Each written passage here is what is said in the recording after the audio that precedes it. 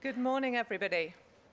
Thank you very much for joining us. You are all very, very welcome. It's lovely to see people here in person, and it's fantastic to know that we have so many people joining us online.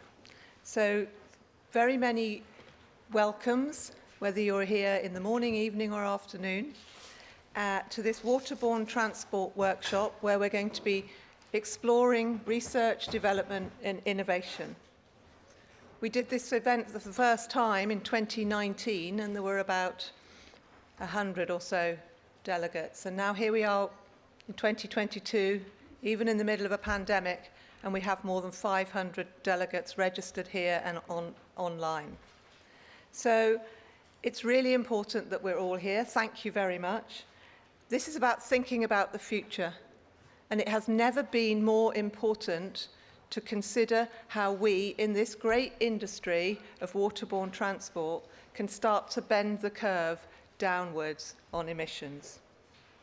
We're going to explore 7 years of research, development and innovation investment, and we're going to learn from those case studies, and we're going to figure out how this is going to help us reshape our global economy for the Green Deal that Europe has put in place.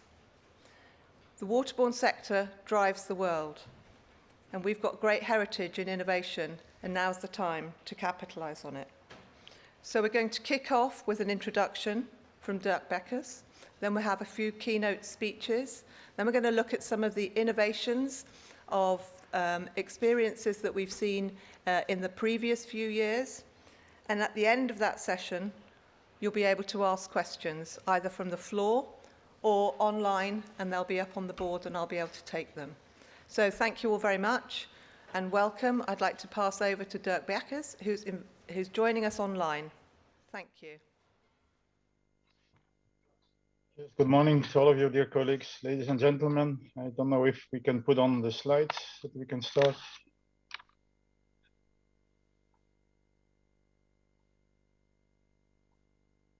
I don't know, I don't see my slides. I hope. Can it be presented? Okay, thank you.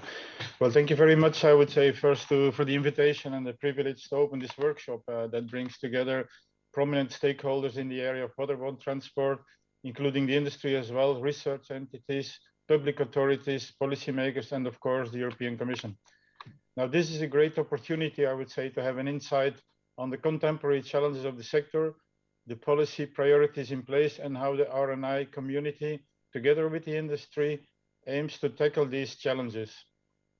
We at the European Climate, Infrastructure and Environment Executive Agency are extremely happy to co-host and co-organize this workshop and to demonstrate how we're heavily involved in the process of supporting the EC policy priorities for waterborne transport through the research, development and deployment of sustainable, competitive and safe solutions through the programs that CINEA manages.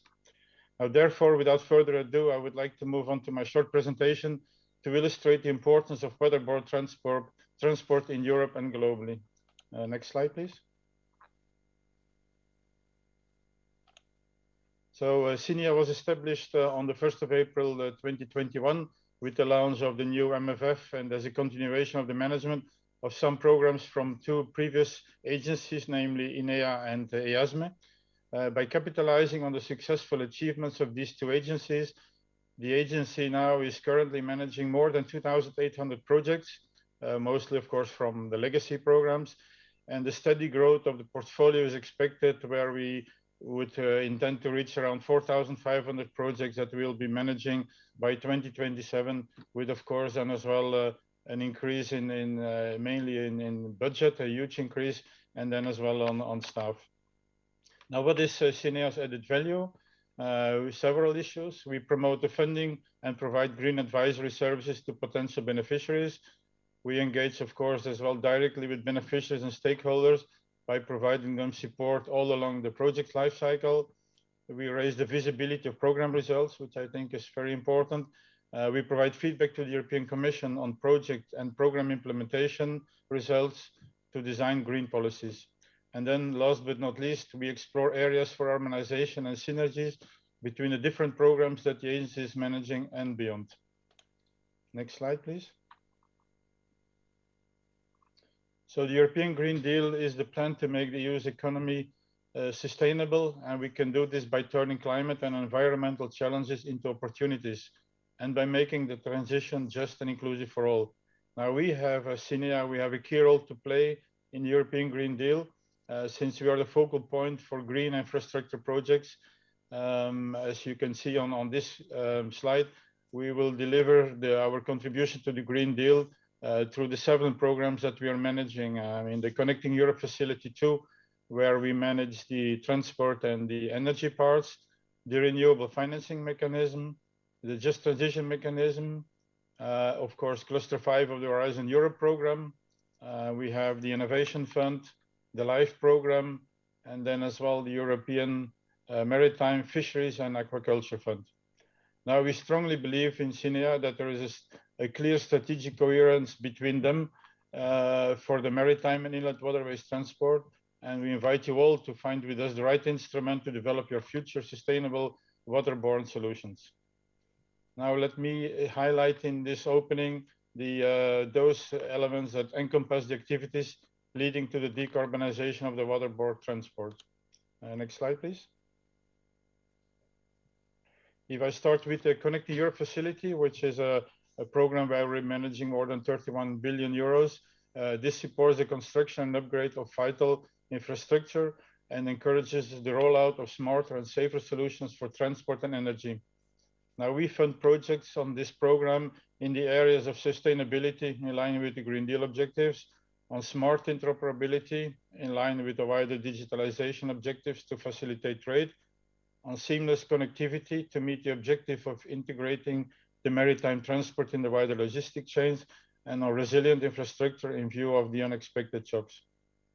Now, with this in mind, CEF2 funded already and will fund projects, among others, in the areas of alternative fuels infrastructure facility, vessel traffic monitoring and information systems, and river information services, inland single window, inland port community systems. Next slide, please. So some examples that we could give from the portfolio of CEF from the previous MFF are the following 2 that you can see here on this slide. The first project is quite similar to the e-ferry project that will be presented, I think, later today, and that aims to replace the marine gas oil-fueled propulsion systems of 2 RoPax ships with pure electricity power provision.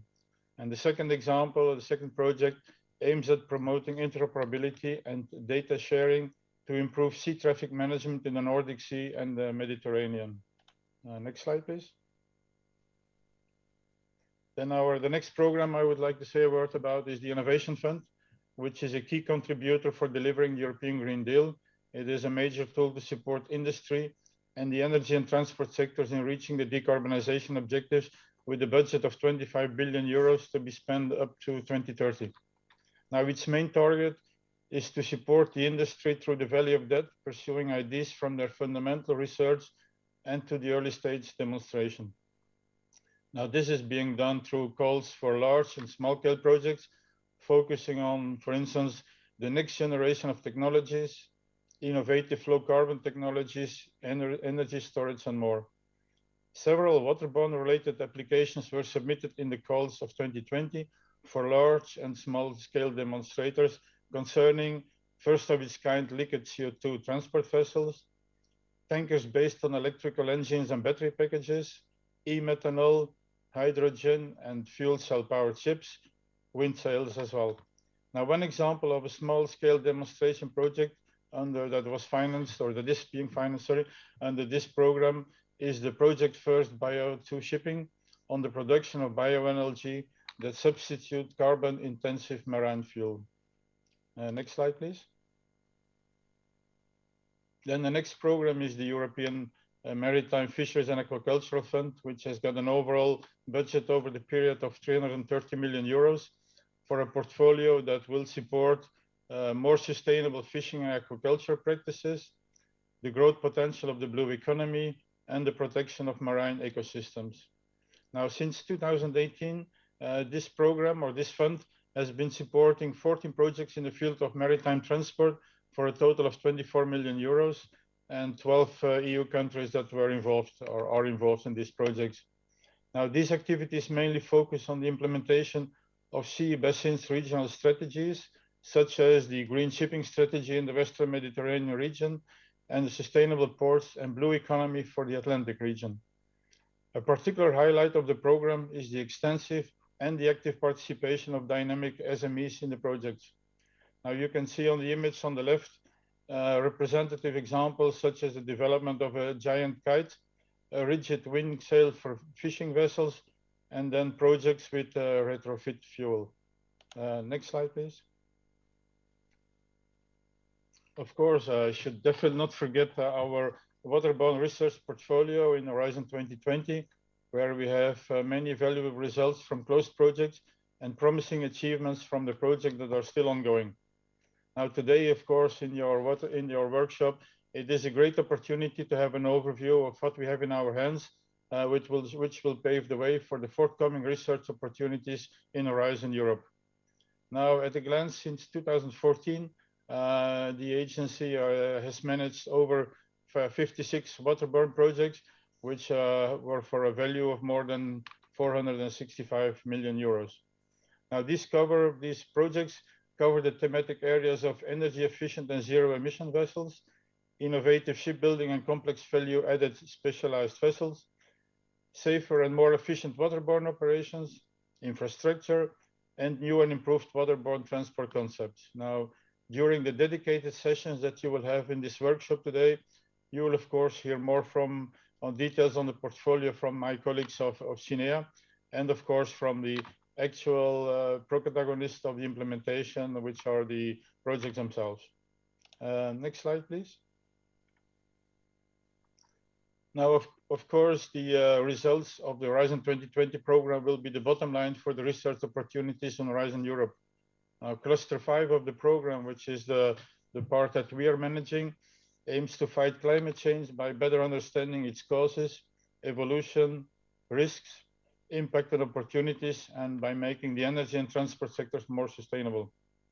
More information concerning the research priorities of waterborne transport will follow from a few of the next key speakers. And from my side, I will give you quickly a state of play of Horizon Europe today in terms of program implementation from CINEA. As of today, we have already finalized the evaluation of the first 2 calls for 9 Horizon Europe waterborne related topics.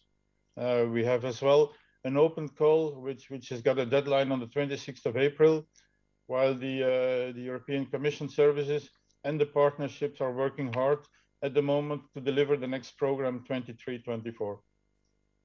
Next slide, please. And with this state of play of Horizon Europe, I will close my speech not without highlighting that it's clear that there are many challenges in front of us for the waterborne transport community, and the capitalization of the results already achieved in Horizon 2020 research is one asset that we should exploit to reach the European Green Deal ambitions. Now, CINEA has got a pivotal role in this green evolution and sustainable shift.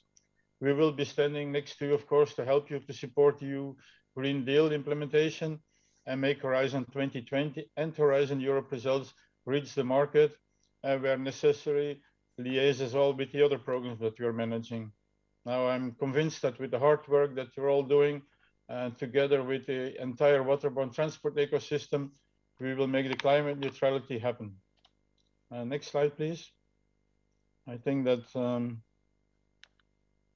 we have the next slide? Yeah. Thank you. Before closing, I think this slide is quite interesting in the sense that it gives you the reference of the main communication channels that the agency has. And as well, I would like to invite you as well to download what you see to the right of the slide, to download and check our new publication on Horizon 2020 waterborne transport, which gives you quite some details on our portfolio and on a few links already with other programs that we're managing. Now, I hope that you will find this brochure informative and interesting. And on this, I would like to thank you all for the attention. I hope I've not been too long, but I think there's quite some information I wanted to pass on to you. So I would like to wish you as well a very nice enlightening workshop with a lot of, I hope, fruitful discussions. And then we can only expect that at the end, we will all be a bit wiser on the Waterborne project. So thanks a lot and enjoy the rest of the day. Thank you. Fantastic. Thank you, Dirk.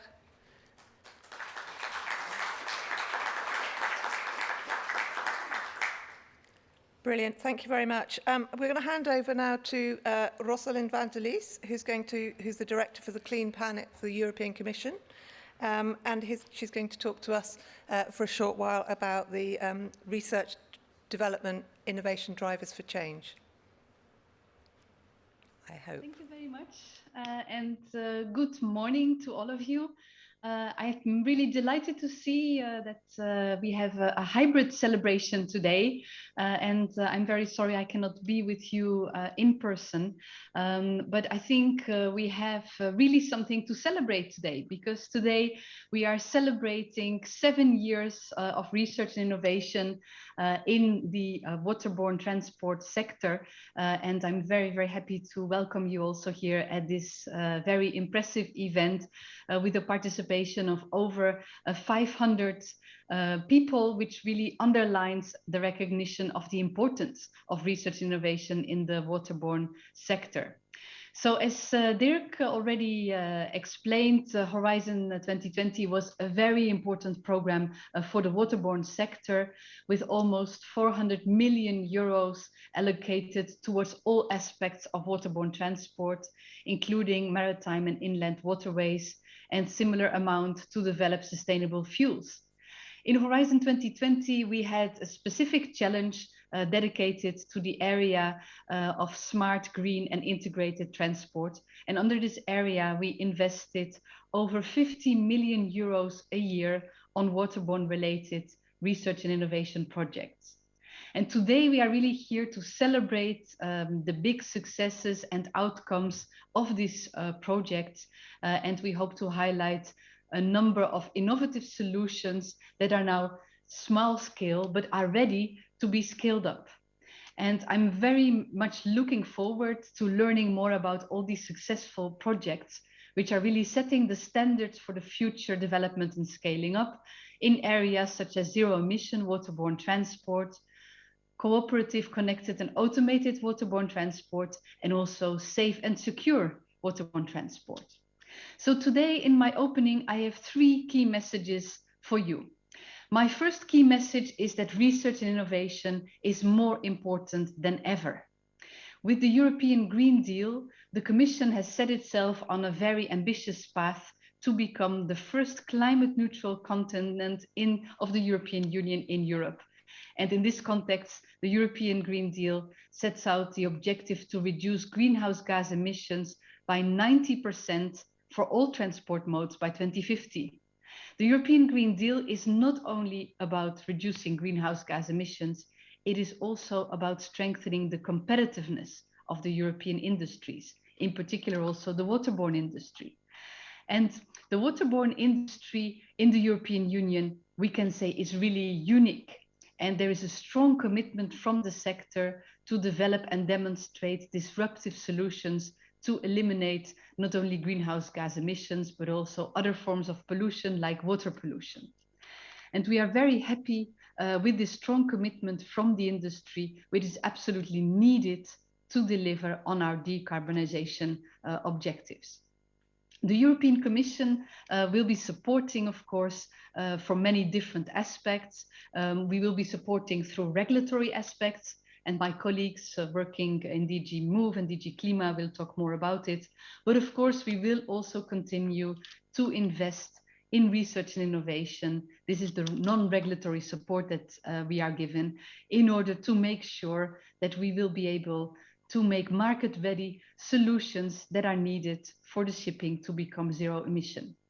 My second key message to you is that we cannot do this alone, and that business as usual is not an option, and we need to step up our collaborations, not only between the European Commission and the industry, also the collaboration with member states and also at the international level. So I'm really, really pleased that under Horizon Europe, we have last June launched a new partnership with the industry called the Zero Emission Waterborne Transport Research Partnership. And this partnership will be key in order to develop the innovative solutions that we need to decarbonize the industry. From Horizon Europe, we expect to invest 530 million euros, and thanks to the impressive and committed membership of the industry side has already committed to leverage this investment with more than 3.3 billion euros of additional in-kind activities. The partnership will focus on higher TRL research and innovation that will be needed to demonstrate that by 2030, zero-emission solutions will be suitable for all main ship types. Of course, the coordination between the European Commission and the industry alone is not enough. We also need to make sure that we will be able to pull together also the national research and innovation investments that will be made available. To this end, we have set up a state representative group under the Zero Emission Waterborne Transport Partnership in order to also involve the member states in this partnership and to be able to coordinate also better the national research programs with the activities of this partnership. This is crucial to make sure that we collaborate together, that we find together the most important areas of investments, and that we also avoid a duplication of efforts, and that we can also fill the gaps through the different research and innovation activities that will be launched both at EU and national level. Finally, we also need to step up our collaboration internationally, because of course, the greenhouse gas emissions do not stop at the borders of the European Union. That's why I'm very, very pleased that the European Commission is supporting Mission Innovation. This is an international collaboration of 24 countries across the globe, which aims to use innovation to accelerate clean energies. And in the context of Mission Innovation, a specific mission on shipping has been launched, which is led by Denmark, Norway, and the US, with a very, very ambitious agenda to decarbonize the shipping sector globally. The Commission is fully supporting this mission on the shipping of Mission Innovation, and we believe that also with our policies, we can make an important contribution to green shipping worldwide. Now I will come to my last key message of this morning, and this is the need to step up deployment. One big takeaway in particular from the discussions of the COP for me was that we really need to now accelerate also the deployment of solutions, scale up the solutions in order to meet our climate objective. And this is why it will be very important that the solutions that have been developed under Horizon 2020 will now be picked up by other programs that focus on deployment, like the Connecting Europe Facility and the Climate Innovation Fund that Dirk mentioned already in the beginning of his presentation. I hope that this workshop will give us more insights in how we can more fast and better scale up and deploy the solutions that were developed under Horizon 2020 projects. We believe that this is needed not only to accelerate our path toward climate neutrality, but also to make sure that the European industry will be in pole position to benefit from the innovative solutions that have been developed and to strengthen also the competitiveness of the sector in Europe in the total worldwide context. So I'm very much looking forward to learn more about all the different projects and solutions. I also hope that today will give more insights in how we can better connect the dots between the research and innovation programs on the one hand, and then the deployment opportunities and scaling up opportunities on the other hand. I also believe that the research and innovation results should feed into the development of a regulatory framework that will also be supportive to the industry to roll out and scale up the innovative solutions. So thank you very much for your attention, and I wish you a very successful and fruitful event. Thank you.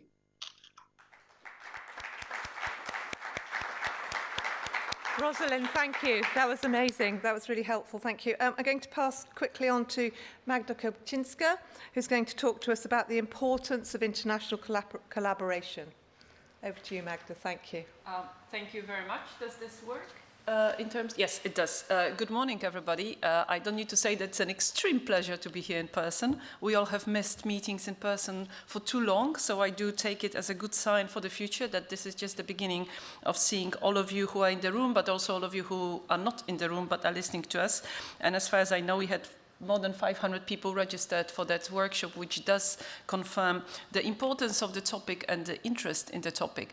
I have an easy task because quite a lot of what I wanted to say has already been mentioned by Dirk, who gave a great summary of what has happened and what CINEA helped us to put in place and is helping us to put in place when it comes to waterborne sector, and by Rosalind, who made a great overview of the importance of linkages between RTD and policy development. So please do let me do two things. First of all, focus much more on policy development. And second, even though it's Horizon 2020, what I would like to do is to talk more about what the policy that is on the table and will be on the table, what it will do, I hope, to further strengthen, to further push, and to further help development of R&D in the waterborne sector. And just a word of caution, when I say waterborne, I mean the seas, the ports, inland waterways, the ships, and the land side, so it's all together. Don't be mistaken that I'm missing on a part of it.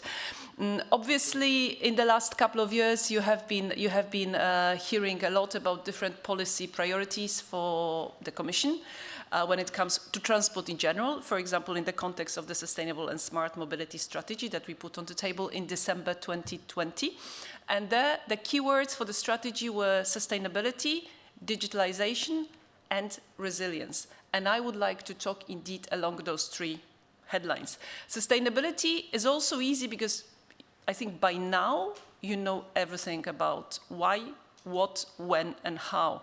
The Green Deal, I could wake you up in the middle of the night and you would give me quotes from that. You know all the 14 proposals that we put on the table on the 14th of July, and then you know all the proposals that we put on the table in December, I think 14th of December as well, just to make dates easier.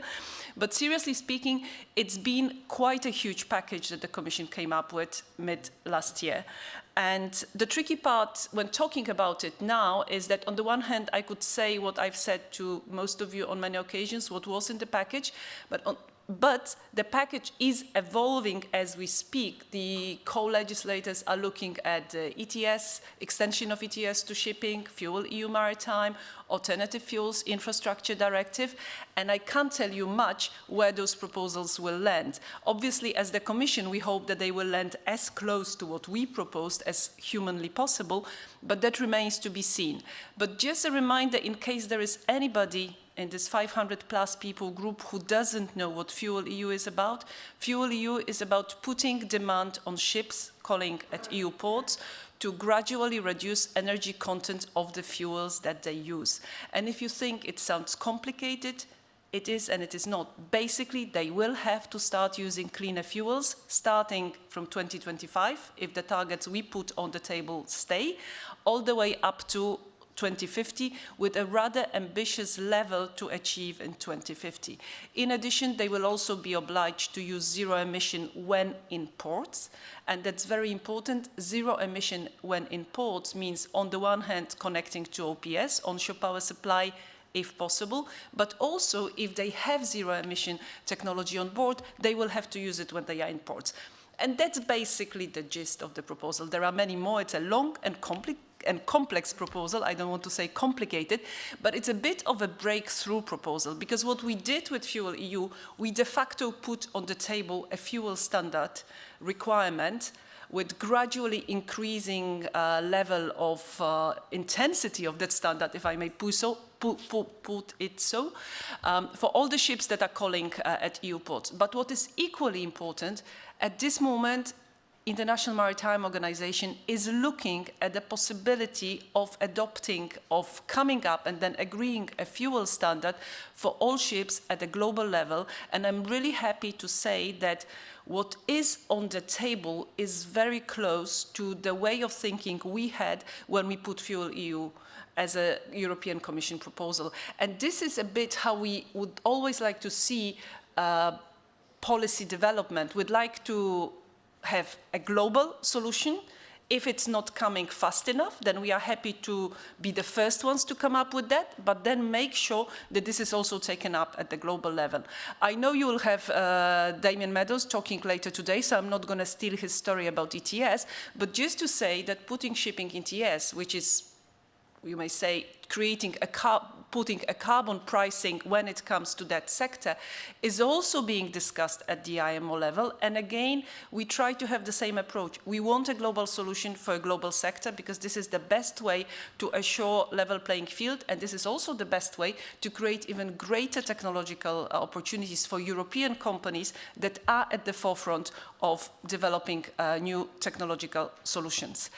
But what we also did last summer, in addition to the package of 14th of July with the Fit for 55, we also put on the table NIADES 3, which is an action plan for inland waterways. And I'm mentioning it because if you read NIADES 3, and I'm sure you have, and don't tell me you haven't, then you will see that we cannot transform inland waterways sector if we don't underpin it with actions related to R&D.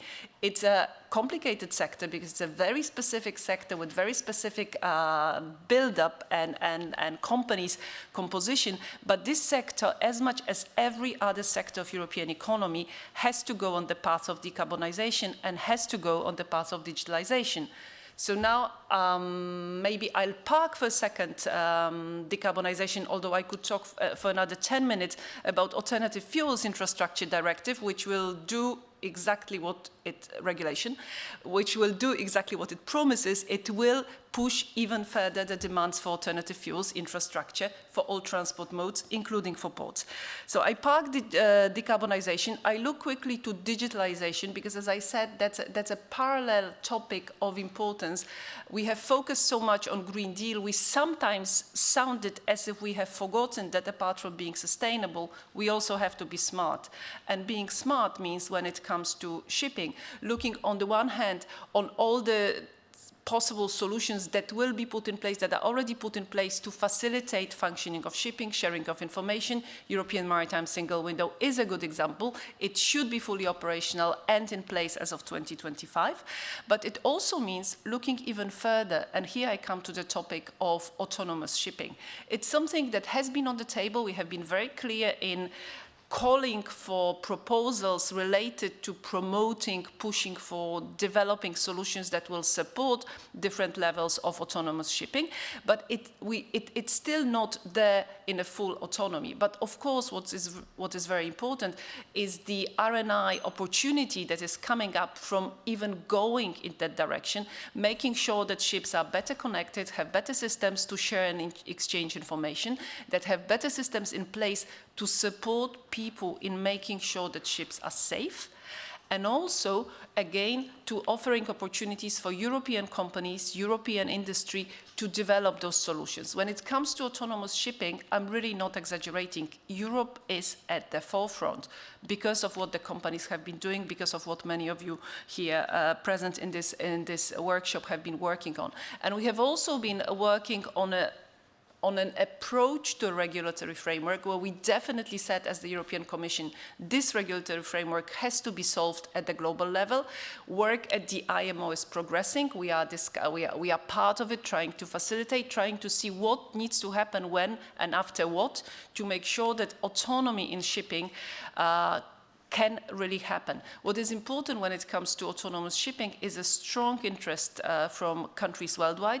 We have countries like Japan, Korea that have quite ambitious targets when it comes to autonomous vessels on the water. Again, I think it remains to be seen how fast and how far we can go. I used the word, one word when I was talking about autonomous shipping, and that's safe. And I would like to make sure that we don't forget that whatever we do for the future, sustainable, smart, connected, autonomous, doesn't matter. The underlying principle is and has to be shipping has to be safe. And even though maybe we don't sound as if we're talking about it enough, it is something that is the basis. If shipping is not safe, it will not be anything else. You will hear Fotinia Anido later today. She'll tell you a bit more also about the regulatory framework we are looking at in terms of revising to further improve how safety of shipping is functioning in Europe. But I would like to leave it to her. And maybe just one last word. I think I'm almost out of my time, but that's normal with me, you know it.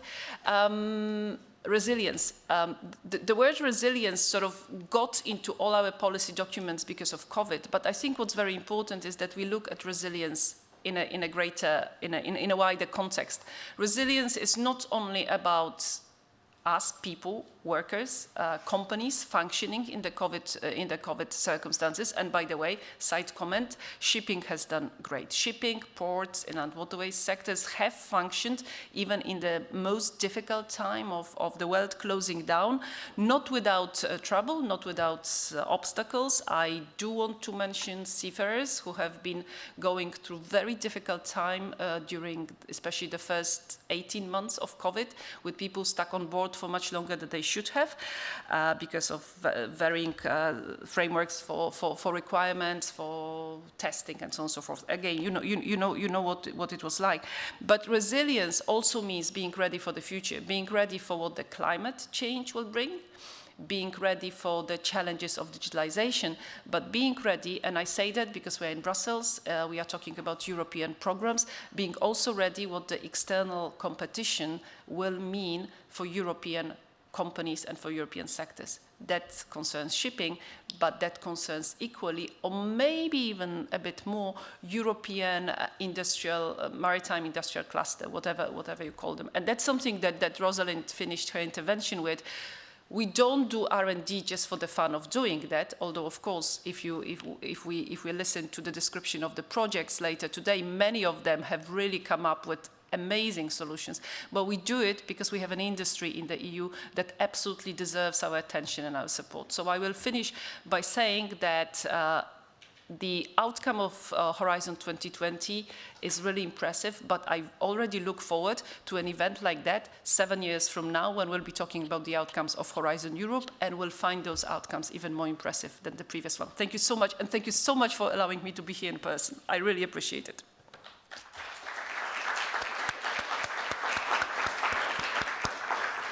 Magda, thank you. That was amazing as usual. So, as it is in these COVID times, we have to be resilient and swift on our feet.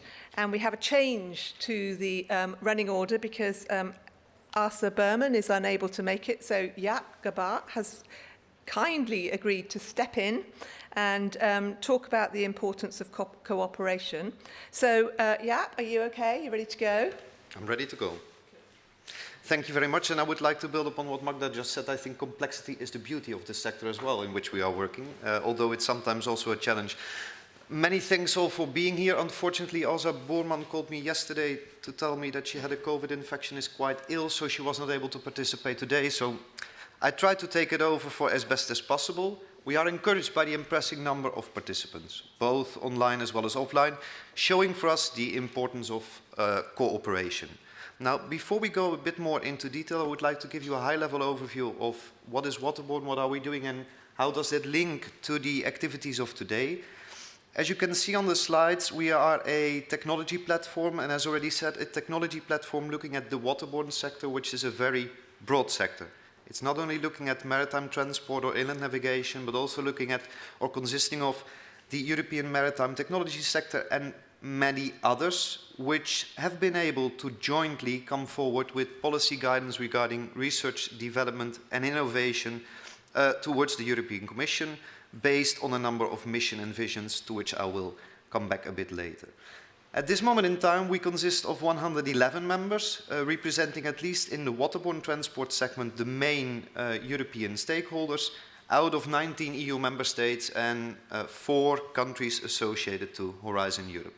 Besides working on the joint research, development and innovation mission and strategic research agendas, we also have, since June last year, the coordination of the co-program partnership on zero-emission waterborne transport, which has already been touched upon in previous interventions. We work along 3 lines: ships and shipping, blue growth, and ports and logistics, of which ships and shipping and ports and logistics, I think, are the topics which will also be touched upon today. And there is a clear logic with the program we see today. So if we look at ships and shipping, it's the future-ready design and manufacturing of waterborne transport assets, which is clearly linked to future challenges, but also to competitiveness, as well as the connected and automated waterborne transport and the resilience, certainly taking into account the safety and security of waterborne transport operations. And in the area of ports, the continuous efforts to integrate maritime transport in the entire logistics chain, as well as ensuring the development of zero-emission port areas and port activities. A number of aspects which will be dealt upon today in a number of presentations on projects. And as you can see in this quite complicated image, we do not only look at the technicalities of the research and development coming towards us, but also at the link with upskilling, retraining, education and training, sector attractiveness, etc. So as to ensure that what we develop in the end can also be deployed timely and in a competitive way. Now, if we go to the partnership, it has already been shortly addressed in a previous intervention, but I would like to take the opportunity to zoom a bit more into detail to recap, okay, what is the partnership about? In June last year, based on all the efforts we did in the past together with the Member States and the European Commission services, we signed an MOU on a co-programmed partnership towards zero-emission waterborne transport in the framework of Horizon Europe. As already said, R&D to not only develop, but I think equally important to demonstrate these zero-emission solutions for all main ship types and services before 2030. So we are able to come forward with the solutions needed to sail zero emission by latest 2050. Zero emission, not only looking at the elimination of greenhouse gas emissions, which is absolutely key, not only from new ships, but certainly also looking at how to retrofit the current fleet by means of a broad range of activities. So we look on what is needed to integrate the use of sustainable alternative climate neutral fuels on board of ships, as well as the potential of renewable energies, electrification, and equally important, energy efficiency. Energy efficiency in terms of cutting emissions, but also in terms of providing a business case to sail with potentially more expensive fuel types for this moment in time. Equally important is cutting coastal and inland pollution to air by at least 50% compared to current levels, as well as the elimination of pollution to water, including harmful underwater noise. I would say quite an ambitious research agenda to be able to achieve in 7 years' time, but we are on track. The European Commission will make available up to 530 million in calls for proposals. The first calls for proposals you have been able to see in 2021 and 2022, and I think we have an abbreviation which most of you know in the meantime, ZEWT, as it is included in the working programs. The broader sector indicated in June last year to invest 6 times the amount of 530 million in additional activities to be able to achieve the objectives. And I can proudly announce that for the period June 2021 until December 2022, the total waterborne transport sector identified almost 1 billion of additional activities in that period, leading to achieving the objectives of zero-emission waterborne transport. Once again showing, I think, also the power of cooperation between all of the stakeholders. Now, we will be able to deliver solutions to achieve the objectives of the European Green Deal. But it's not only about the European Green Deal in terms of delivering solutions for societal challenges, but also in terms of being able to remain or increase competitiveness. So one of the objectives of the partnership is to really be able to implement economically viable European new technologies and concepts regarding the zero-emission waterborne transport, and to thereby strengthen, as already touched upon by Magda, the competitiveness of all when it comes to zero-emission technologies and its implementation. And this is, linking back to the start, a specific challenge, because what might be a competitive advantage for one of the sub-segments of the waterborne transport sector is not necessarily a competitive advantage for the other part of the waterborne transport sector. Looking at deployment, which I would like to conclude, the partnership also envisages to facilitate the deployment by means of input to the development of regulations and policies, both at national, European and international level, including becoming more and more important, the development of standards to enable the implementation of technologies and concepts, and thereby to facilitate the uptake of these European new technologies, for which we also look at aligning with deployment mechanisms, as already mentioned this morning, for example, the Connecting Europe facility and the EU Innovation Fund. What are we now doing in terms of deployment? It is the commitment of the waterborne transport sector, not only in terms of R&D activities, but also in terms of additional investments to be able to deploy technologies developed, to work on input for standardization, and that's an increasing call I hear internally from the members to see if we can jointly, and jointly means public and private, provide input to standardization as well as to rules and regulations. But I would also shortly like to touch upon the increasing need for legal certainty. If you buy a ship tomorrow, you want to be able to sail still with this ship in 10 to 20 years from now, and or to be able to more cost effectively retrofit the vessel. And then we had, in the first year, specifically exchanges with the EU Innovation Fund. We organized a workshop in October last year, and I'm very pleased to hear that although waterborne transport applications were not necessarily included in the EU Innovation Fund, the first 4 projects have been selected out of the wave of 40 projects in the first year. And we will also have a look this year at how to further enhance synergies between what comes out of the partnership and how could that potentially be deployed by the Connecting Europe facility. Now let me see what else is there to conclude. Magda, you referred to an event in 7 years' time from now.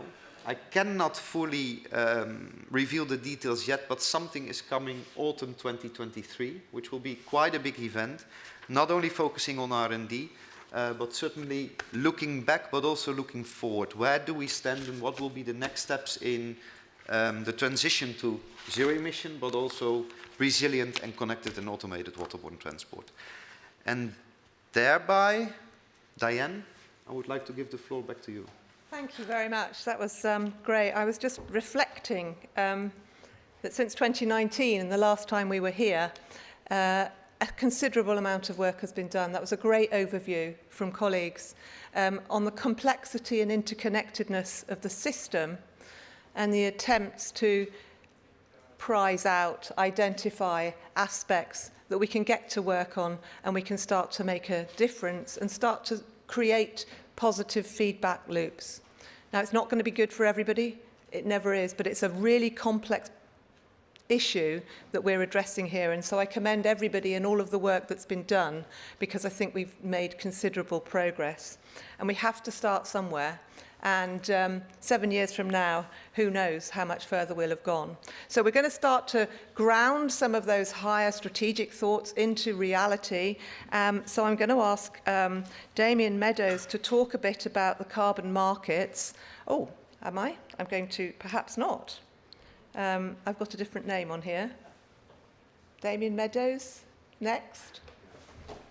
Damien's here in real life. Oh, I'm so sorry. I was expecting you to appear on the screen. Welcome.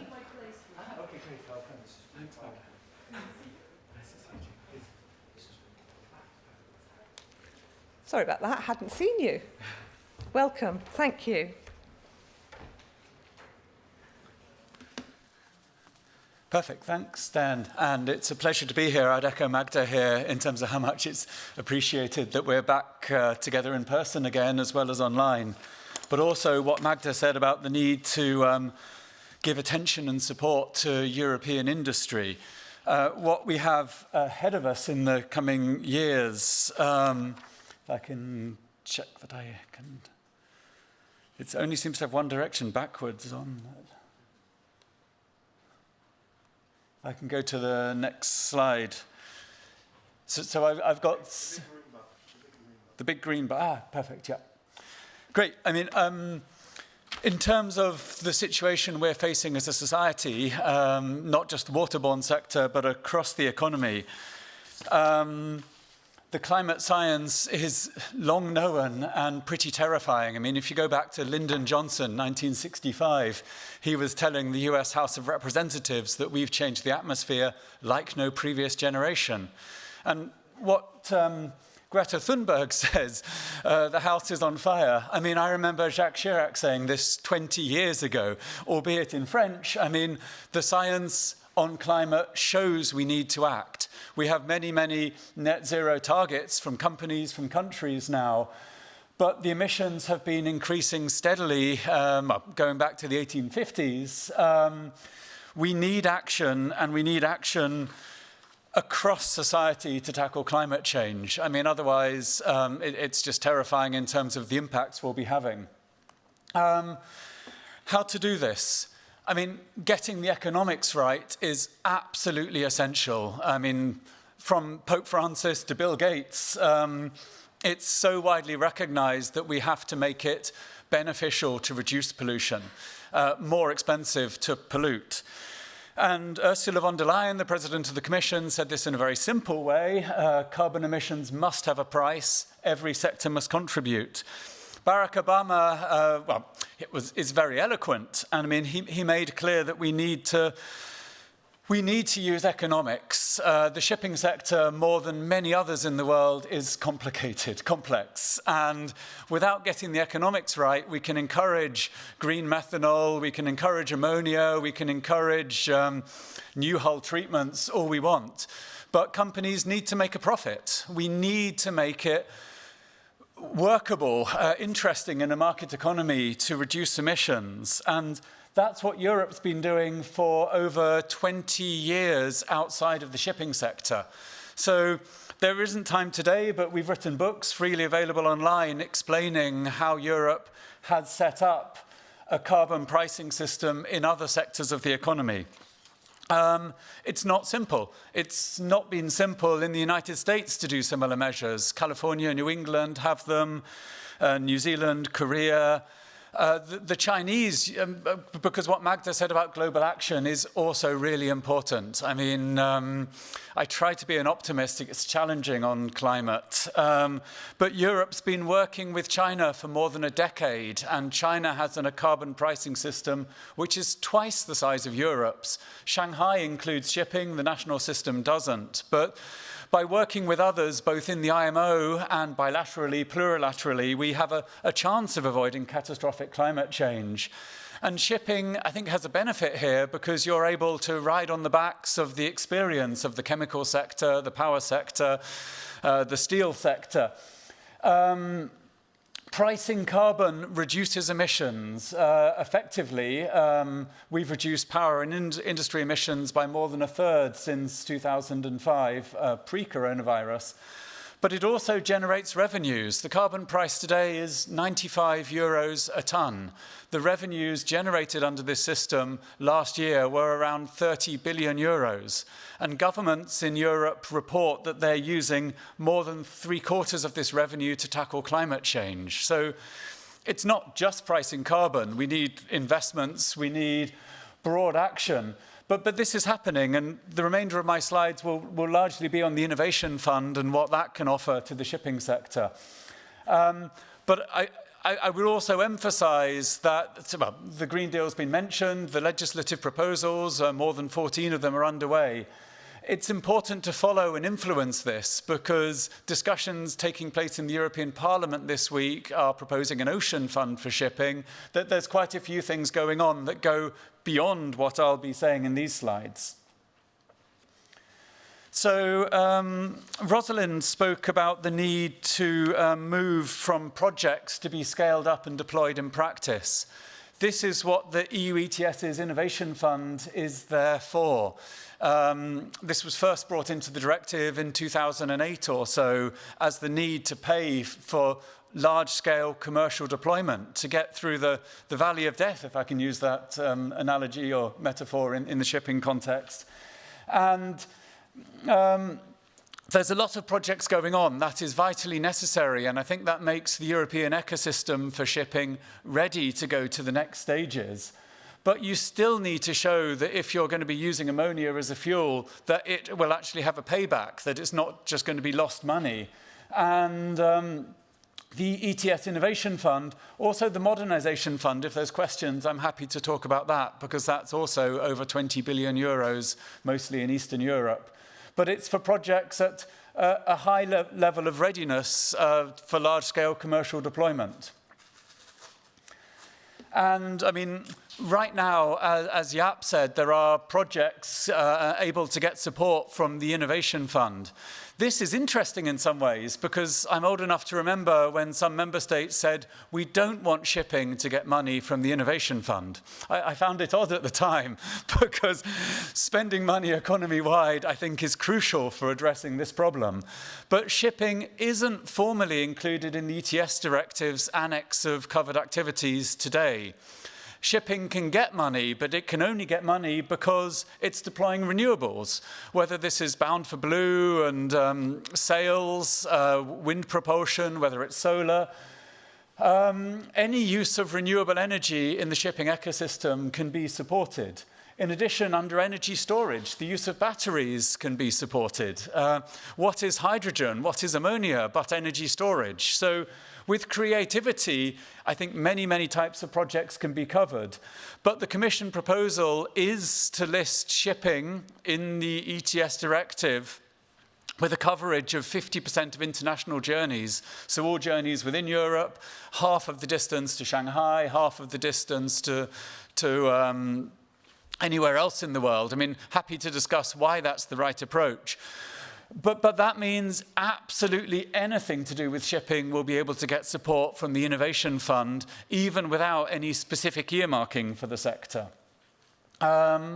And also, yeah, I think we had a question as the Commission last week, carbon capture and storage. If ships are capturing carbon dioxide on board, offloading it at port later on, that, of course, can be supported under the Innovation Fund. And all of these are rewarded by carbon pricing because they're producing lower emissions. In terms of the key features, I mean, this system is paid for through the ETS. It isn't taking European government revenues from the budget. But by implementing the polluter pays system, revenues are generated. These revenues, that figure of 25 billion euros is based on a 50 euro carbon price. The market is determining the carbon price with the Green Deal or also with the situation in Russia. Prices are higher today. That means these funds may be considerably larger. What can they support? They can support a large percentage of projects. An innovation that the Commission proposed last July was contracts for difference. The idea that 100% of the difference can be used for operational expenditure if you are using, say, hydrogen or methanol or ammonia as a fuel to go from Rotterdam to Shanghai. So for up to 10 years, the Innovation Fund can support operational expenditure as well as the capital expenditure. I'll say more on the calls that have taken place already. Projects must be implemented in the EU 27 member states, Iceland or Norway.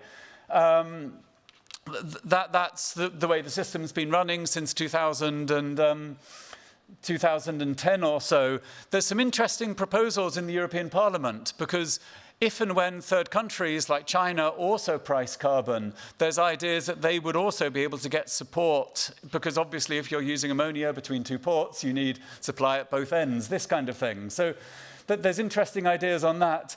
And obviously project development assistance is very important. And for projects that don't get through one call, they can make a better application for the next call.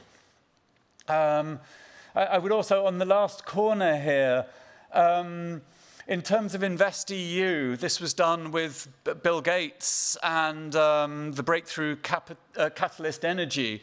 The Innovation Fund is putting money into these broader measures. So far, that's only targeting sustainable aviation fuel, long-term energy storage, this kind of thing. But there's potential for shipping to benefit here, as well as through the classical calls.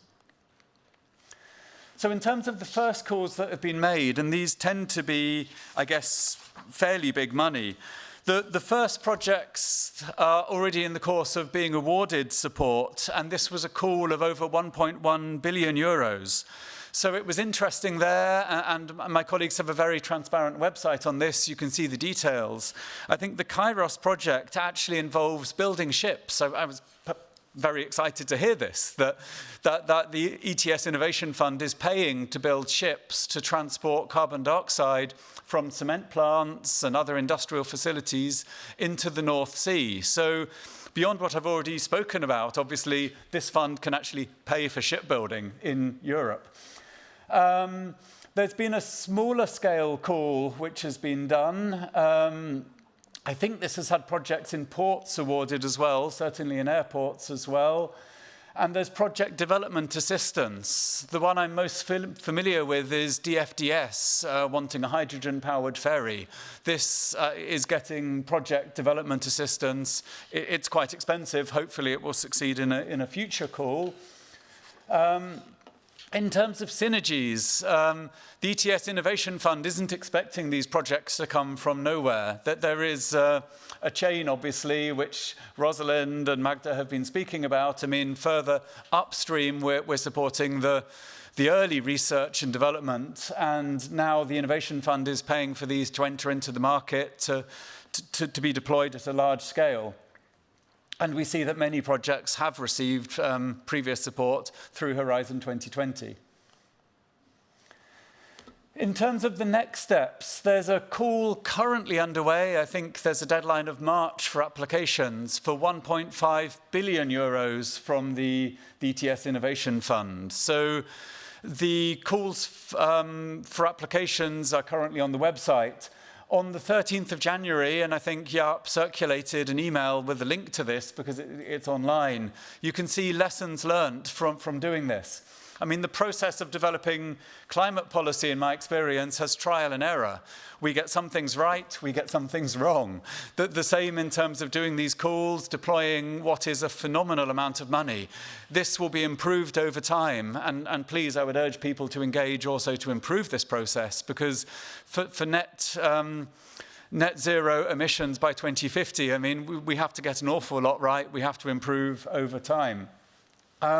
We'll be doing another call for small-scale projects, and then another large-scale call. And as I said, keep your eyes on the European Parliament, but also what member states are asking for. I think Greece is asking for a lot of money to be spent in the maritime sector. No surprise, but very welcome. And if there are obstacles to getting the support that you want, well, the European Parliament and the member states decide our laws. They can change the system. They can adopt the appropriate laws to make sure that it's effective to get change in the maritime ecosystem. So the last slide here, I mean, we could talk much longer. We'll hopefully have some time for discussion. But on our website, DG Klima tries to be very, very transparent and working closely with CINEA. There's lots of information there. And we are delighted that shipping, basically the new kid on the block to carbon pricing, is really, really interested in benefiting from these funds, and I think positioned far better than some other sectors of the economy to start drawing on it fast and make the changes that we need. So thank you very much, and looking forward to the remainder of the day. Thank you, Diane. Two questions? Damien, thank you very much indeed. That was fantastically interesting. I know that if we take questions now, we are likely to get bogged down into the complexities of the challenges that you face. I would be therefore very grateful if we could hold those questions. Will you still be here for a little while? Hold those questions to the end of the session, because we want to have a presentation from Gabriel Mielakoc, who is going to talk to us. He's from CINEA, who's going to talk to us about some relevant projects. So what I'm trying to do is to start with the high-level ecosystem, bring us down into some of the policy, and then start to bring us down into the projects, and then we'll have some questions at the end. So I'm grateful for your tolerance. Gabriel, on to you. Thank you. Thank you, Diane. Good morning, ladies and gentlemen. Thank you very much for having me here today. To complement and to dive now a bit more into our portfolio of projects managed by CINEA in this aspect of the Horizon 2020 program, dealing with zero-emission waterborne transport. So Stefan went into the Innovation Fund. Now we come back to Horizon 2020, but you'll see many, many synergies and potentially even more for the future. And we are very, very much interested in CINEA to push for these synergies and complementarity between the programs. So first, in Horizon 2020, we identified a number of challenges which we were put in the work programs in order to be addressed through the deployment and the funding of projects along the 7 years. And I list here the most salient ones, to start with obviously developing innovative solutions for addressing and decarbonizing shipping. But this challenge goes hand in hand to us, and I think Magda Kopinska reminded that quite clearly, that it goes hand in hand with the competitiveness of the European maritime industry and cluster, and that obviously all the solutions to be developed need to enhance and prepare for the future competitiveness of the sector linked with the green shipping. And once we have this as a challenge, obviously comes the necessary need to buy in these solutions and this innovation from the sectors. So that's why we have always a very collaborative approach of research, which includes researchers, innovators, but also users and end users, so that everything that we fund and promote finds actually its way to the market. After these three main challenges, there were also other challenges in the program, mostly related with more policy-oriented issues and elements, such as, for instance, monitoring and measuring the impact of the ships and of the shipping activity in Europe, and feeding back the policy activities and the policy mechanism with relevant information and set of data, so that we can contribute to whatever initiative was taken in the sector, and they were numerous. So these were the challenges that we tried to address along these 7 years. Now let's look and look more precisely at the type of project and the scope of the project which were funded in this particular sector of zero emission waterborne. And you've seen this pie chart already from my director, Dirk Beckers, the overall amount put on the table by the European Commission along the years, so 465 million euro. And now I specifically speak of 30% of this amount, dealing with energy efficient and zero emission vessel. So in total, we listed 18 projects worth 140 million euro of EU contribution and bringing together 295 beneficiaries.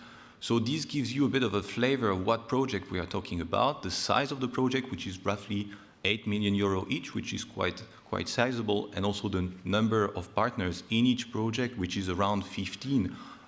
That's an average figure, but which shows also the very important collaborative approach and the broad engagement of the stakeholders in these projects.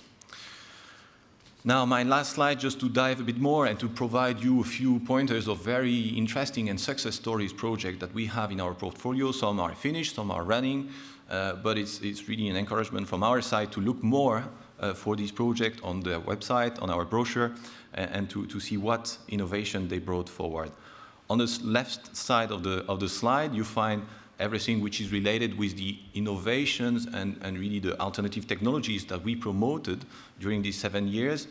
And I start first with a large suite of engines-related project, of which Hercules 2 was the flagship, I could say, which aimed at supporting and reinforcing the competitiveness of the major European engine manufacturers. And then you have three, I listed here three alternative fuels-related projects, Fast Waters, Engimonia, and Nautilus, which were dealing and are dealing with methanol, ammonia, LNG.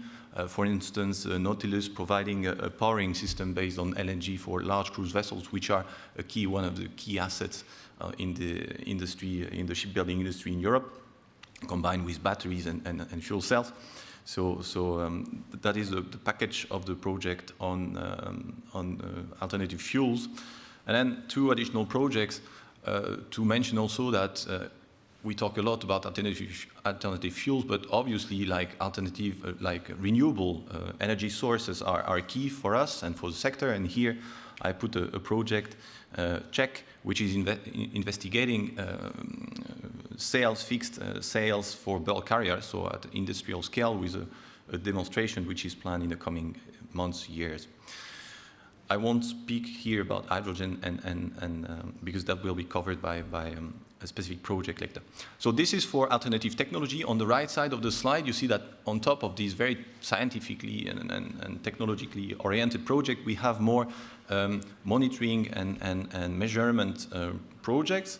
Here you find the Skipper project and Emerge, which were both projects related with measuring, giving alternative ways of measuring and ensuring that the air pollution is mitigated at the source of the ship, and also remote monitoring, for instance, at the port site, etc. And Emerge was also having the modeling approach of the pollution from the ships, and including the water pollution, and how can we better understand the disbursement and the propagation of this pollution in the air, so a bit more scientifically oriented. And I want to close this short overview by mentioning again this inland navigation sector support, which is quite paramount also for the logistic chain and the interland of the ports in Europe, and to say that we have had along this program either a dedicated project to support this sector, like the one here listed prominent, which concluded a few years ago, but it was very essential and for the support of the sector. But also for inland navigation, if you are more interested, and many of the other projects that I mentioned have addressed some part, to some extent, the inland navigation dimension through a specific demonstrator or a specific pilot or specific technology development. So just to mention here again that we did cover this aspect and this subsector or this particular aspect of the sector, and that will continue in the future.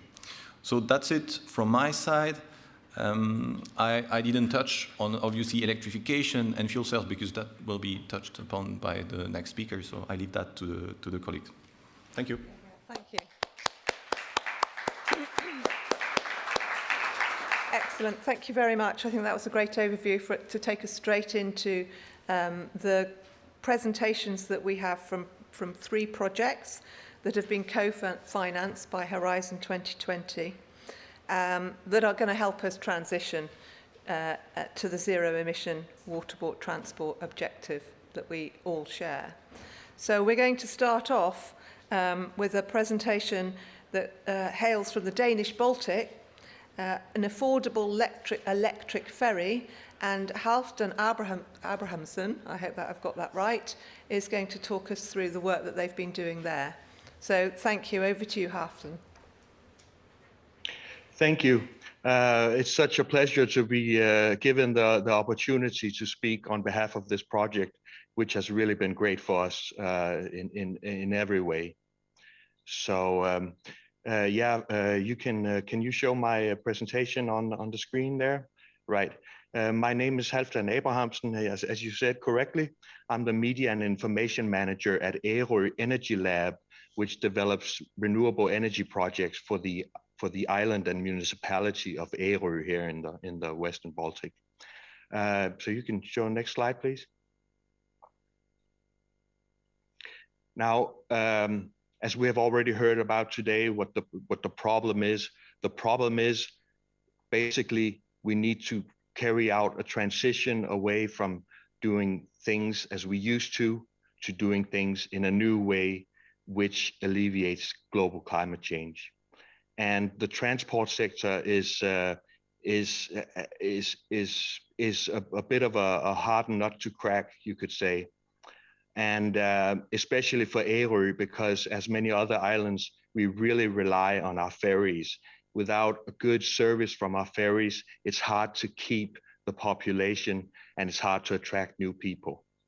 So we know that this is our main emission source, and we had to do something about it. So the idea for the e-ferry came from local ship architects and e-enthusiasts, you could say, battery experts. We have a rich maritime transition, and I think the island is proud that we have carried it on. But to actually build a ferry to replace one of Ærø's ferries we would have to break the distance world record by 7 times. But what I mean by that is that we sail 7 times longer than any other electric ferry, at least when we launched, between charges. And the solution for the municipality, because the municipality got really interested in this idea. Many said it can't be done, it's too ambitious, it takes too much innovation. But we identified some partners who could actually do the innovation and tech, and then we applied Horizon 2020 for support. And they have been a great support for us. I can't understate that or overstate that. Horizon 2020 helped us financially, and they helped us set goals for the project and lead the project. Next slide, please. And the main goals of the eFerry project was to build an innovative, state-of-the-art, fully electric, medium-sized ferry. And not only that, it had to be cost-efficient, and a cost-efficient alternative to traditional fossil fuel ferries. And then we had to validate the feasibility by demonstrating 5 daily round trips on the 11 nautical mile Søby-Fynshav ferry route. And then hopefully when everything was going well, we should disseminate the results and a business case for further market uptake so others could gain from what we have learned. And we also had some goals for the emissions, and I will get back to them later. So next slide, please. So demonstration, Ellen, the eFerry Ellen, as it's called. Ellen means the electric one actually in Danish, so it's a bit of a wordplay. It was launched in August 2019, and as you can see on the picture, perhaps there were a lot of people there. Really, this ferry was a big deal, and soon people found out it was not only an innovative ferry, it was also a ferry that could really do the job. So since then, for 2.5 years, we have been validating every day, and we still do. It's in full operation, and it sails great. Dissemination has been a pleasure. Of course, we have disseminated reports and papers. We have done numerous conferences and tours, and there has been a lot of web and media stories. I mean, I think media are looking for good stories. People perhaps don't click on all the unpleasant stories about what's coming with regards to climate change. So I think they saw the eFerry as a chance to tell a really good story. So we've been visited by the BBC, CNN, ZDF, TV1, etc., etc. It has been a fantastic experience for me as information person, I can tell you. So next slide, please. What we can see on the left is a graph that is a little bit hard to read here, but the important thing is the dark green curve. That's the eFerry Series 2. The eFerry Series 1, meaning our demonstrator, was really expensive because we spent a lot of money innovating, doing research, pre-planning, etc. But despite that, for us as operators, we will still be saving money on the eFerry. And the arrows that you can see, if you see the arrow on the left, that's the break-even point when the higher initial costs of buying a fully electric ferry are paid back, and then the operator starts seeing savings. Now, all the way on the left, the arrow is if you already have a charger in place. And standardization, as we heard previously, is really important.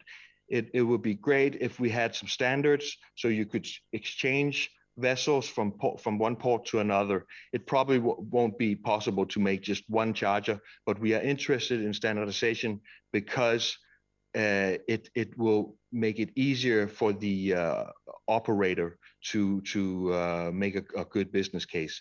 All the way on the right is the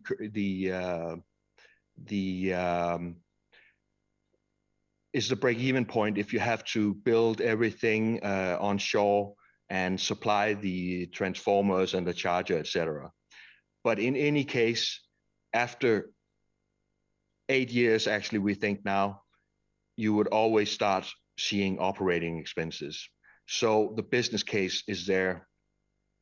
And on the right, we can see a graph about battery system prices. These are numbers that we gathered. It can be a bit hard to say exactly how much a battery system costs. It depends what your solution is, how much you need, et cetera, et cetera. But it's clear that battery system prices are falling. And that means that the business case will just be getting better and better in the coming years.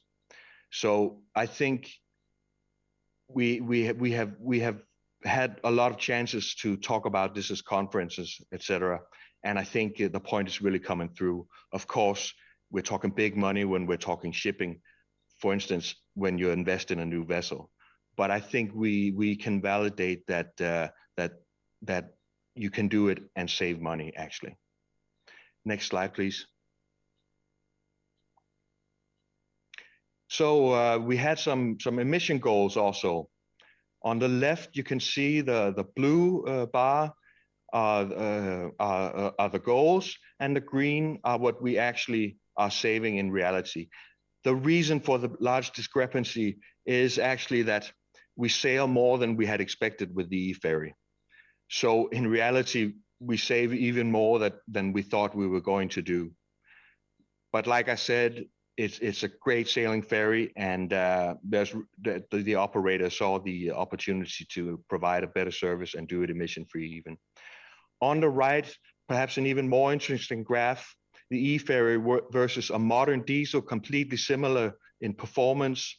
And there we see that we also make significant savings. Whether we're talking the Aero grid, which is completely green, the Danish green grid, which is slightly less green, or the EU average, you would always see remarkable savings. And next slide. So in conclusion, the e-ferry is a problem solver.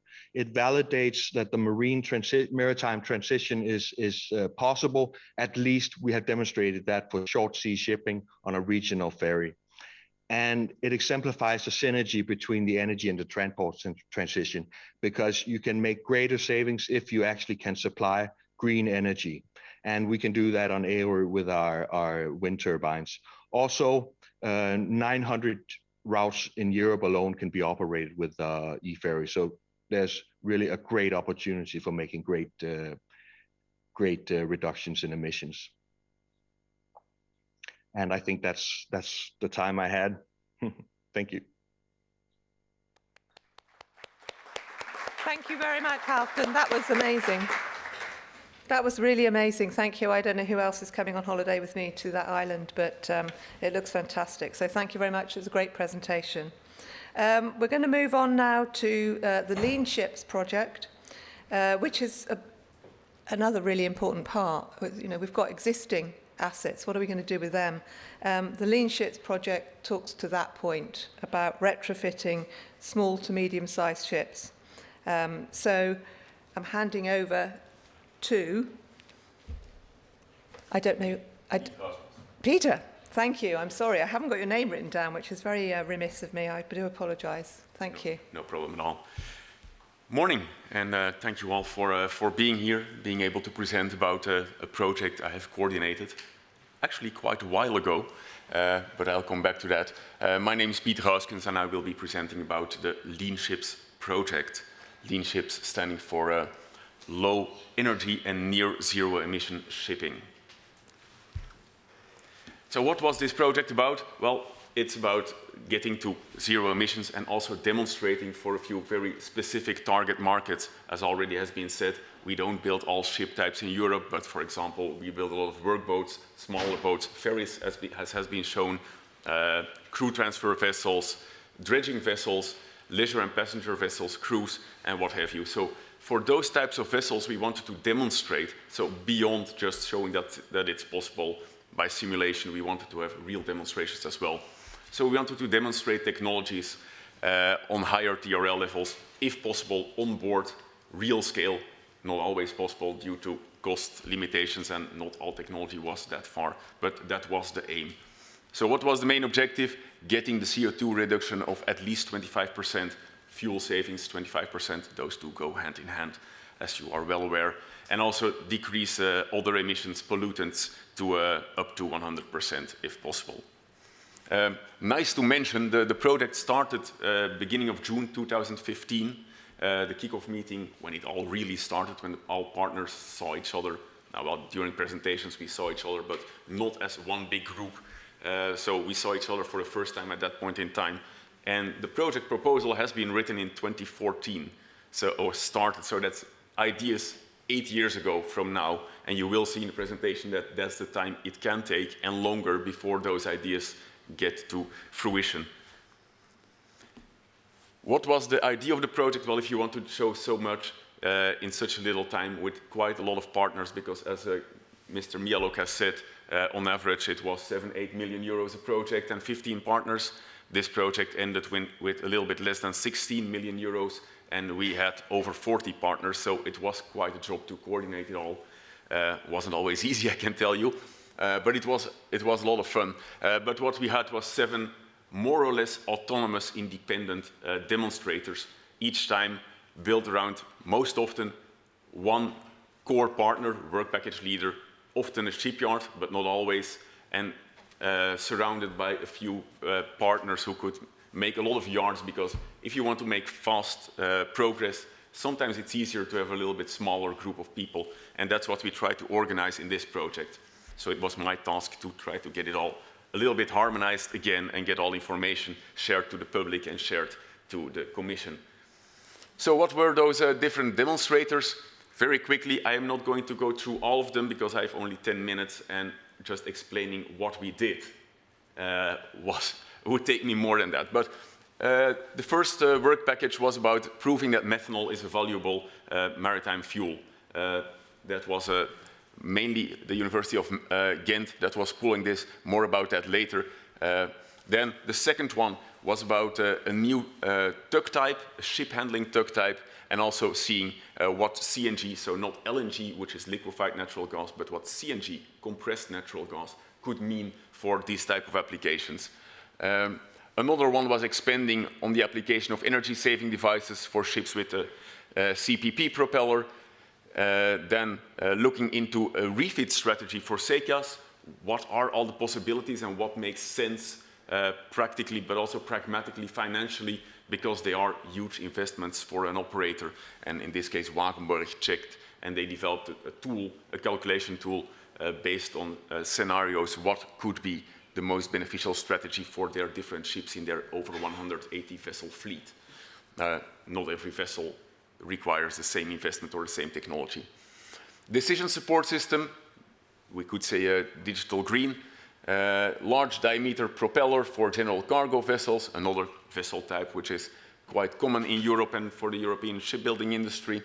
And then one very big project looking into environment and energy efficient systems, mainly for leisure and passenger vessels. So quite a lot just to explain what all we did. So I will zoom into just a few of those and tell you what the successes were and maybe what we ran into as challenges. Well, I work for Damen Shipyard, so no surprise that I'm showing our own application case. And it's also the only vessel that was built, real life, full scale, which also did a tour through Europe, and which, when it was in Rotterdam, was visited by a delegation from EU colleagues. I see someone in the audience who is also on the picture, I believe. So that was a very big success. It was fully built, it was being shown, and that was obviously one of the main goals, really show that it is possible. Well, during the project, as I said in the beginning, we wanted to look into compressed natural gas, but throughout the project it became apparent that maybe that was not the right technology. Times evolve, and as I said, the project was formed, the ideas were formed at the beginning of 2014, and as time goes by, you get new insights. and we moved to electric. And in the last part of the project, we started to look into electric propulsion. And I'm very happy to say that the first electric tug, ship handling tug, has been built and is now on its way to the customer. Could you please start the movie? Because this is a rather annoying still image where you see just a rope a tug is pulling on. But this should be a movie. No? No movie? I'm getting shaking hands, people. No, I don't have hands. Yeah, I'm getting very strange hand signals, but I think the movie will not come. Well, sad. I thought it would bring a little bit of excitement, but I can explain you as well. This was filmed during trials, so every vessel which is being delivered to a customer is trialed, measurements are made, and the vessel exceeded all expectations. It pulls harder than it was accepted, I think 73 tons bollard pull, and it was designed for 70. Fuel efficiency, or battery efficiency I should say, is better than expected. Noise levels on board are obviously very low because you don't have a combustion engine running, exceeding all expectations, and it's now on their way to the customer who will make use of it and will charge it, by the way, with renewable energy, which is more or less important if you want to reduce CO2 emissions by electrification. So in an average operation, and we use a standard cycle we use for this, so it's not a cycle, it will be running, but we use a standardized cycle for harbor tugs. But in that cycle we use as a standard, it would reduce more or less 700 tons of CO2 per year, which is quite a lot. It would equal driving around the world, around the equator, 90 times with an average petrol car, driving to the moon and back 5 times with that same car, or replacing 280 of those cars a year. So, I mean, that is a huge impact, wouldn't it be? We are, by the way, getting more and more questions for the same tug in other ports. So that's for us as a company and all the companies that are supporting us as suppliers, a huge success. Moving to the next work package or demo case, that was the Methanol Engine, which was demonstrated by the University of Ghent to be a good solution for many other ship types built in Europe, such as dredgers, crew transfer vessels for the offshore wind industry, and also tugs. A lot of spin-off projects. Fast water has already been shown. A lot of lean ships partners are also participating there. University of Ghent is leading that. Maintenance is a recently started Dutch-funded national project looking into methanol. Also, quite a few of the lean ships partners are participating in that. And then 2 other Belgian projects spearheaded by the University of Ghent, BEST, Belgian Energy System, and Empowering Logistics, looking into methanol for more land-based stationary applications. So you might say that's a big success because they're all aiming at even higher TRLs. In fast water, there is a demonstrator in the water right now, and the other projects are also aiming to demonstrate real life. So that's great to see that next step has been taken, because during the Lean Ships project, it was a lab scale demonstrator. So next step, next project. Very cool to see. Wagenburg, they were looking into this SICA refit or retrofit strategy, the tool they developed, and they have not yet conversed or ordered a new vessel. Within the maintenance project, they will actually convert the vessel, but it mainly helped them, and this is a quote by them, to create more focus in what they are doing. Before they were aiming at all different types of solutions, and now they've really zoomed in into the methanol solution for the short, middle, long, and longer term. So that's also very nice to see, and they will be transferring or retrofitting the first vessel in the coming 3 to 4 years. And then a few examples from that last work package looking into those environment and energy efficient systems. We looked into 6 different types of technologies. These are the ones that were successful. You can't win them all. It is a research and innovation action. This means there is inherent risk that not everything will work out due to technological problems or just not reaching the appropriate pricing, which makes it an advantage.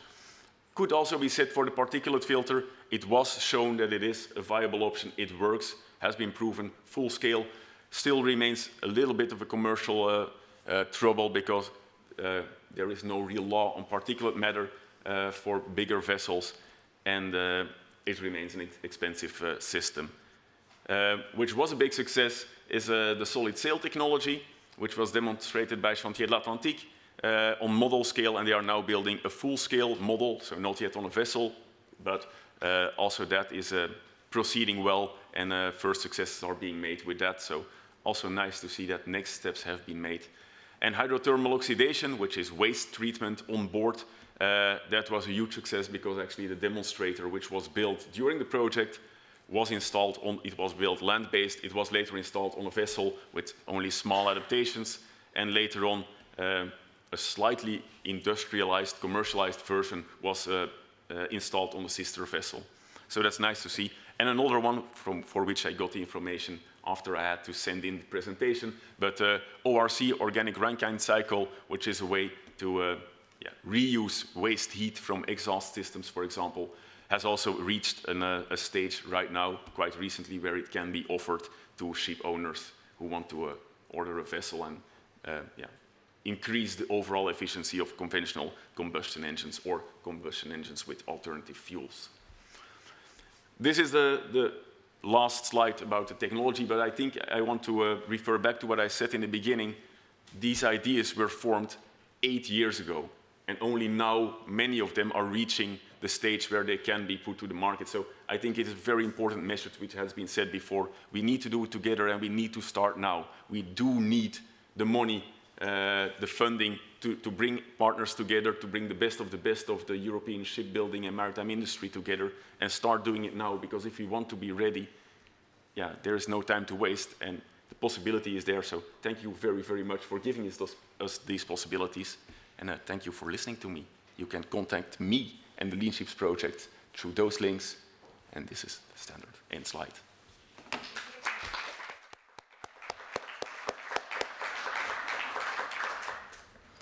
Thank you, Pieter. That's fantastically interesting. We're now going to move on to a liquid green hydrogen project, which not only looks at the ship, but the bunker supply, the crucial bunker supply chain for green hydrogen. So can I introduce you to John Nordgaard from HyShip, who's the manager at Wilhelmsen. Thank you very much for that introduction. Can you hear me? Yeah. Very good. Good day, everyone. My name is John Nordgaard, and I'm the project coordinator for the HyShip project. I'm very excited to be here to talk about our project today. Next slide, please.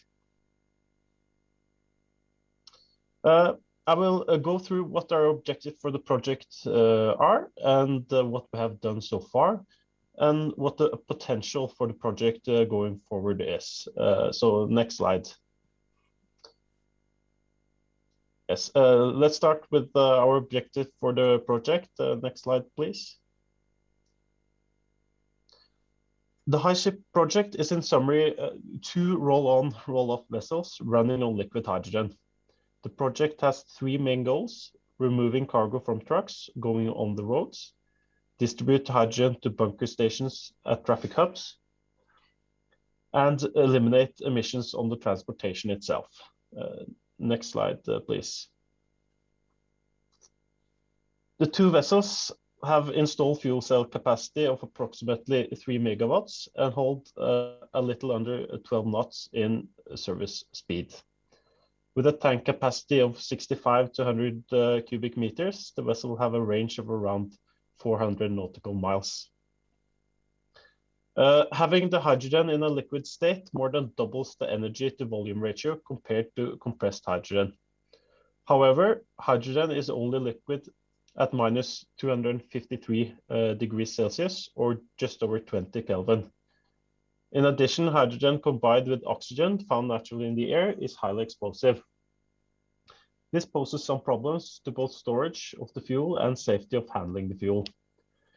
Hydrogen is, on the other side, if made by clean energy, 100% emission-free, and it only releases water vapor. Next slide, please. The 2 vessels are going to run up and down the west coast of Norway, as you can see on the picture here. They're stopping at all major ports and cities along the coast. The vessels will transport both general cargo transported on trucks today and liquid hydrogen to bunkering stations along the coast. This liquid hydrogen will then be made available to other potential vessels and trucks and cars. Next slide, please. Our goal is to remove 25,000 truckloads per year from the roads. This will reduce emissions, accidents, traffic conjunctions, road wear and tear, and so on. Next slide, please. Our project has a wide range of partners, including other ship owners, suppliers, and academia. Norled, one of our industry partner, is also already using hydrogen as an energy carrier on one of their car ferries. Next slide, please. And then moving over to the results. Next slide, please. We started with the hydrogen project in the beginning of last year, and we therefore don't have too many results. But we expect that the vessel will be delivered in 2024, and we aim to demonstrate 3,000 hours of operation on liquid hydrogen within the end of 2025. Next slide, please. So if we have a look at all the things we have done so far, it's not meant that you should see all the drawings, but it's just to illustrate what we've been working on. We made the first design of the vessel. We have looked into the details of the arrangement of the hydrogen systems on board. This includes the design of the fuel cells room, the hydrogen ventilation system, the storage and processing setup, as well as the systems room arrangements. You can also see the gas hazardous plan here. We have placed the hydrogen storage tank on the top of the upper deck of the vessel. This is because if any leakage occur, the gas will disappear upwards into the air because its density is so much lower than air. Next slide, please. Let's also look at the arrangement of the hydrogen systems. There will be a bunkering station where the fuel will be brought into the hydrogen tank by double-walled vacuum pipes. The tank will then feed the fuel cells in the fuel cell room on the other side. The fuel in the tank is liquid, while the fuel used in the fuel cells are gaseous. This means that the fuel must be vaporized in a water bath in the processing area in between. There's also a hydrogen gas ventilation system arrangement to prevent overpressurization. Next slide, please. We have also performed hull optimization analysis. On the left-hand side, you can see the original shape of the hull, and on the right-hand side, you can see the updated shape of the hull after the analysis. The main change of the shape is the removal of the bulb on the front of the vessel. This has reduced the resistance of the vessel significantly, and therefore also the fuel consumption, which is important when we have such expensive fuel. Next slide, please. The analysis is mainly based on CFD, or computational fluid dynamics. In addition to resistance, stability and seakeeping performance was evaluated. Next slide, please. We have also looked into the machinery and energy system arrangement. This setup you see here is preliminary. All parts of the power system is fully redundant, both switchboards and battery and so on. Meaning that a single failure may reduce the performance, but the vessel will stay maneuverable. Next slide, please. And on to the final part of my presentation, the potential of the project and the challenges that we see going forward. Next slide, please. Our approach to the market is to start with small distances and expand to larger distances when we have learned and are confident with the technology of our vessel. The bunkering infrastructure is also a very important part of making this possible. No one will invest in zero emission vessels if there is no way to get the fuel for the vessels. Therefore, we begin with addressing both the problems at the same time, setting up an infrastructure for bunkering of hydrogen and investing into hydrogen-powered vessels. Next slide, please. I wanted to give you a little view of what's happening in Norway. It's easy for me because that's the country I'm from. So if we look at the experience from Norway with zero and low emission vessels, we built the first LNG ferry back in 2000. And now deep sea vessels are being built running on LNG. We got the first battery powered ferry in 2015, and by the end of 2022 we will have around 80 battery driven ferries in Norway. We are hoping for the same explosive growth within hydrogen, but we have to build the demonstrator vessels first, because the market will only follow when they see that it can be done and it's been demonstrated. Next slide, please. Going a little bit into the challenges that we see going forward. If we compare with the battery-driven ferry, or the battery-driven vessel. For battery-driven vessels, the extra investment cost is in the vessel is the main problem. But for hydrogen-driven vessel, the main problem is the extra fuel cost. In Norway, we have pretty good public support schemes for the extra investment cost, but we are lacking behind on the operational cost.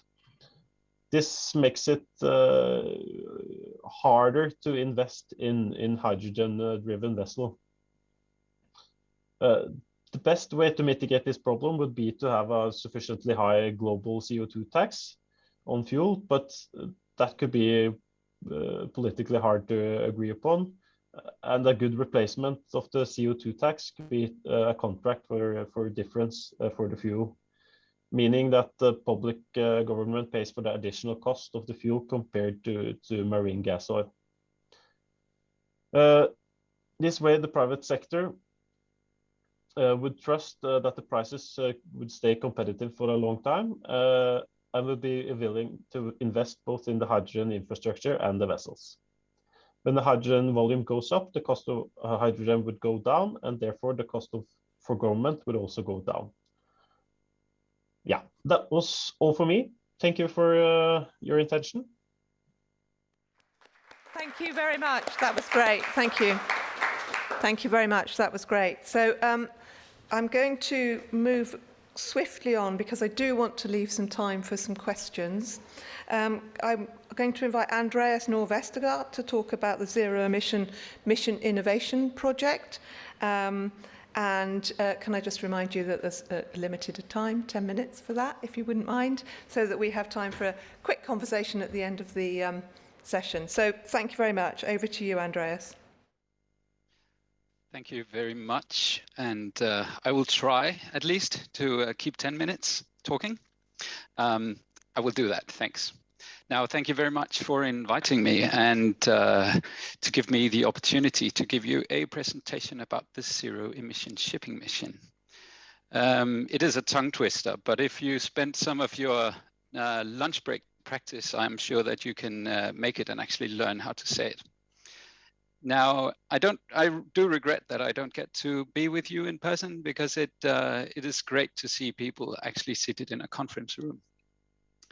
Now, I don't know if you noticed, but already earlier, I was actually introduced by Rosalinda van der Vlies because she is also connected to the Mission Innovation. So if we, next slide, please. This, just to give you a brief intro to Mission Innovation. It was launched in Paris under COP21. The Mission Innovation, it has 22 member countries and the EU. It's an international initiative to accelerate the green transition through research, development, innovation, demonstration.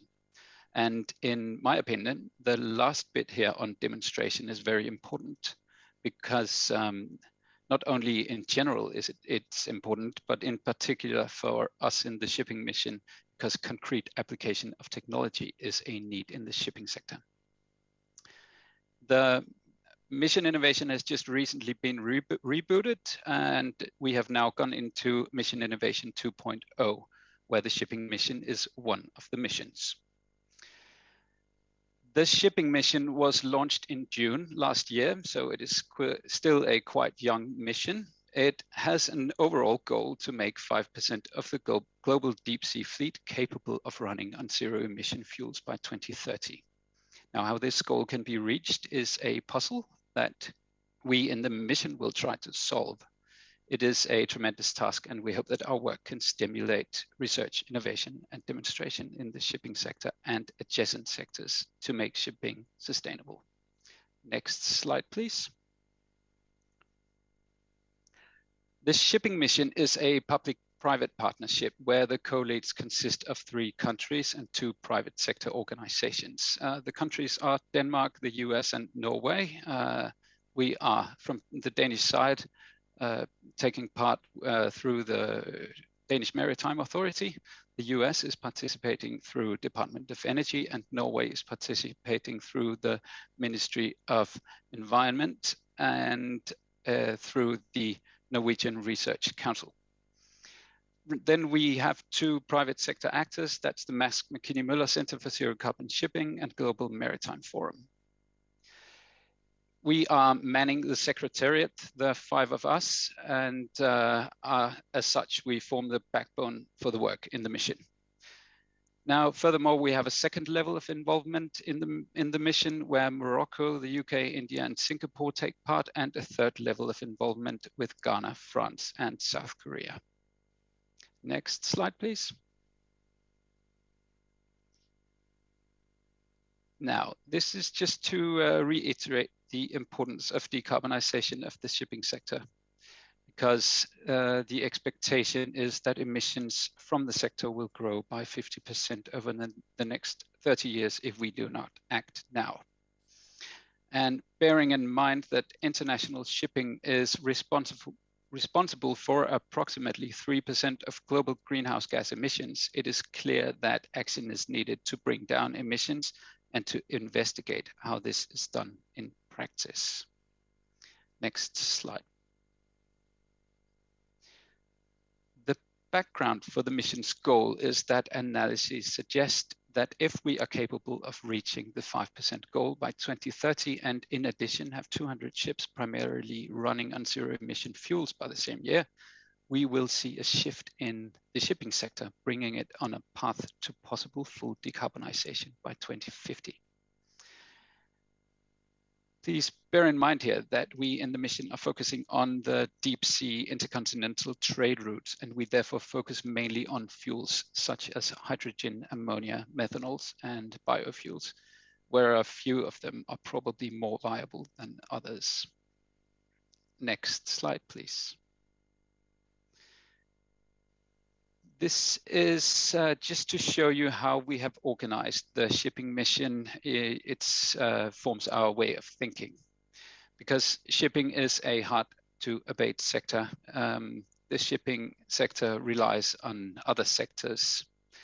Not only do we need ships capable of running on zero emission fuels, we also need the fuels to be available in very, very large quantities, and to have a stable and secure infrastructure around those fuels and the ships. This gives reason to the division of the mission into 3 mission pillars: the fuels pillar, the ships pillar, and the fueling infrastructure pillar. All our mission activities are stemming from this pillar structure. The next slide, please. To continue on this line of thinking, we can see the pillars as in a triangular dependence. Now, some of the technology is already in place, but to make it all match, we need demonstration projects. This is required to test not only technologies, but also the commercial viability. And one thing is certain, to succeed, we need very large quantities of electrofuels. We can see from the first pilot projects coming from the sector that sustainable electricity-based hydrogen is the first choice as feedstock in the fuels. The sector therefore needs electricity production and power-to-X production to ramp up rapidly within the coming years. To put the mission's 5% goal into perspective, the bid is that we by 2030 should reach approximately 1,500 ships with dual fuel engines with the capability of running on zero emission fuels. And because of a lower energy density in, for example, methanol or ammonia, this requires 3 to 4 times the amount of fuel oil needed for the same number of vessels. These numbers are enormous, and to succeed, collaboration between governments and the shipping sector and other sectors, research institutions and ship owners, so on, is a necessity. Next slide, please. That fuels and fuel availability are one of the toughest nuts to crack here shouldn't come as a surprise. Therefore, we in the mission decided to commission a report on innovation needs for decarbonization of shipping. The report is authored by Oxford Research and DTU, the Technical University of Denmark, and it can be downloaded free of charge on our mission webpage. In this figure here, it is shown that although the technology is by and large in place for most of the fuels, we are expected to, of most of the fuels we are expecting to be the fuels of tomorrow. The fuels need commercial maturation to be competitive. This report is not only a first contribution from the mission, but it also forms a baseline for our work in the pillars. Now, next slide, please. Just before I finish, I would just like to give you a brief overview of the mission also to underline that we are at an early stage still. We launched the mission in June last year. We had our kickoff workshops in October. Then the GAP report I just mentioned was published during COP26 in Glasgow, where we also had 2 shipping mission specific workshops. At this current stage, we are working on our mission roadmap from this year to 2030, and we are soon starting to work on our action plan as well. Now, finally, and maybe most interestingly, we have just presented our first pilot projects for our executive committee, and we hope to soon be able to see some results from these first demonstration projects. And one of them that is very interesting is a project that we just proposed where we will see an ammonia-powered bulk carrier on the Atlantic Ocean. And this is, of course, where it gets really interesting because what we need is hands-on experience and fast. Next slide, please. This is a boring slide. It really just says thank you, but just to make one final comment, I heard at COP26 someone say that decarbonization of shipping resembles a moon landing. I think that we could maybe think of it as something even bigger because the international nature of shipping really makes it, you could say, globalization in a nutshell. That means that we have to come together from all sides. We need political and societal backing and the sector willing to invest and evolve rapidly. And we also need new regulation, as has already been said by several people before me. And then finally, we need an energy sector that can keep up with the demand we hope and expect to see soon from the shipping sector. In a sense, we are at a turning point for global connectivity. but I do think we have an opportunity to do something very big here. As Damien Meadows said a bit earlier, we have to get an awful lot right. I agree on that, but I also do think that we can make it, and we will try to show this in the shipping mission. Thank you very much.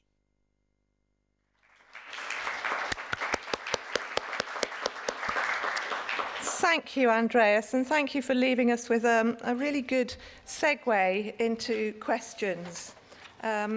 It's been a really rich and full of information morning, so I don't know how we're going to manage questions in 6 minutes. So maybe we'll give you another 5 after that if everyone's... is that okay with everybody? Can you just hang on for your coffee? See how the conversation goes. A lot, rich. I think to Damien's point, the thing we must focus on is this is an urgent mission. It's not something that we've got to think about. We will fail, and Peter's point was that we will fail, but we've got to fail fast, and we've got to learn from that failure. I think we've seen on the e-ferry basis, working together on a local community project seems to deliver results quickly. I wonder if there's anything we can think about there. I think we've been made aware of the need for the chicken and egg problem to be addressed at this stage.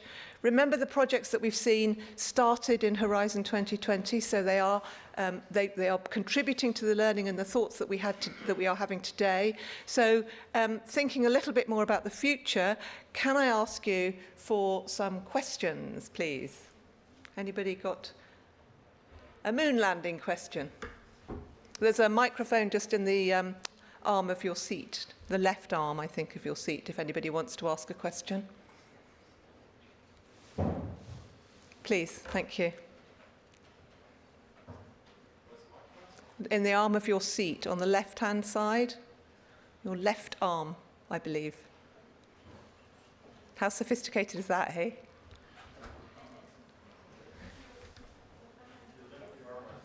Lift the armrest. Sorry, failed to give you an instruction. Lift the armrest. You there? Sorry, give you a technical challenge. Anybody else have a question whilst that technical challenge is being dealt with? And let me take. I'll come back to you. Please, thank you. All right, I don't know if this works. I'm trying to activate it. Can you hear me? Yeah, yes? That's good, yeah. Walter Silén from European Seaports Organization, ESPO. Thank you, everyone, for great interventions and presentations. Just a question to, specifically to Damien Meadows, as regards the functioning of the ETS. You mentioned the importance of introducing the pool, and we talked about the global nature of the challenge we're facing, decarbonizing shipping. I wanted to ask you how the Commission views the risk of carbon leakage by diverting or rerouting calls on ports in the EU to ports right outside the scope of the EU ETS. We've had some studies from some of our members showing that there's a clear risk of this happening. We're wondering what you're thinking about, what your thinking is about how you can prevent it, if possible, or if it occurs, what you would do to remedy it. Thank you.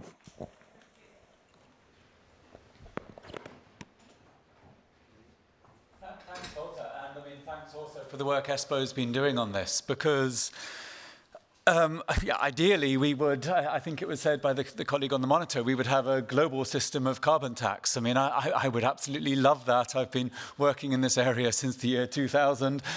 We need to make a lot more progress fast. I think 30 countries acting together is a hugely important signal. I've seen, in the US, in Congress, they've had similar laws on monitoring ship emissions. The United Kingdom's maintained laws on monitoring shipping emissions.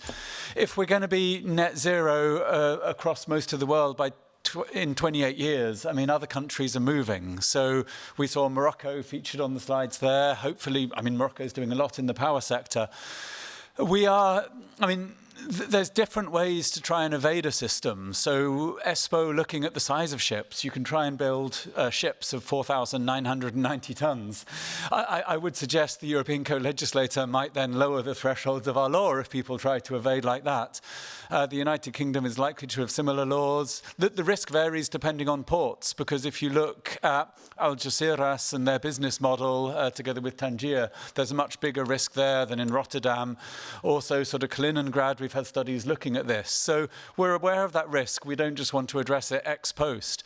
But frankly, someone has to do something in terms of getting the economics right to move away from heavy fuel oil. And that's what the ETS has done across other sectors of the economy. And also, I guess, this innovation support. I mean, if you've got people engaged in innovation, I would suspect they'd be less likely to get support at the same time and things like this. There is a transformation taking place. I have been so shocked and so happily shocked by the level of support and interest from the maritime sector in the last 4 or 5 years. It's been an incredible sea change. And in that sense, I think that there is this risk of people trying to evade, but that they're not pursuing, I think, a successful long-term strategy for a viable human and animal ecosystem in the next 20, 30 years. So ideally working with other countries to have more action, but also everything ESPO's studied. I mean, let's look at these. As I said, the legislative process is going on, and we want to avoid evasion rather than try and address it afterwards. Thank you. Anybody else want to just come on that, or should we go back to the successful execution of your microphone released from the arm? Well done. Yes, thank you. David Newman, Zero Emissions Ship Technology Association. Finally managed to find the microphone. So I have a question for Gabriel. I noticed in your slide about projects that you've got so far, LNG was part of that. With the very questionable greenhouse gas reductions and over the life cycle of LNG, and its already very well established position as a shipping fuel and fast growth, it seems it might be time to move a bit faster forward from that. Seeing from all the projects that we've seen, especially in batteries, hydrogen, wind as well. Isn't it time to move forward and stop talking about LNG? That's my question. Yeah, basically, is it still part of the waterborne transport projects moving forward? Thank you. Yeah. Are you offering to answer that question? Yes, I could offer to answer that question because, but feel free, Gabrielle, if you. As I recall, the Nautilus project is actually like a stepping stone project because they are using LNG in a dual cycle fuel cell to improve the efficiency of the ship. So the technology that they're using could equally be applied to using hydrogen in future, and the use of the fuel cell technology with a more available fuel like LNG is a way of accelerating its deployment. That's what I would call about that project, but yeah. I was going into the same direction, so it's not about LNG as such, it's a much more elaborated power system for large cruise ships, so I think it's quite different, and I encourage you to have a look at the project's website and see how they're working in that direction. I also want to reiterate that indeed, I mean, you know that we are now into Horizon Europe, and the first calls of Horizon Europe for the waterborne sector have been published and evaluated already. And you can find on the funding and tenders portal of the European Commission all the topics which are now open with the new research and innovation activities which are proposed. And you'll see there that indeed we are going to much more elaborated solutions and innovations in terms of energy saving. First, of course, we need to look into energy savings, and then CO2 decrease subsequently. And of course, electricity is a big part of it, and alternative fuels is also a big part of it. But for that, I think the best is just to go and see in practice how it is spelled out in the work programs, because it's very specific and it's very, I mean, it's already published.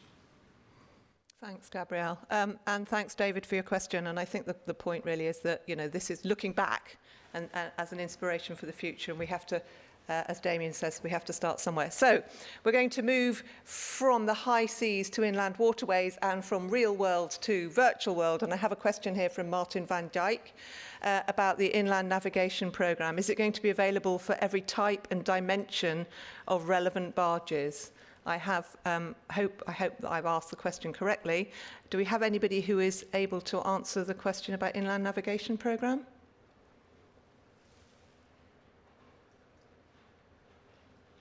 On my screen says the question is directed to Gabrielle.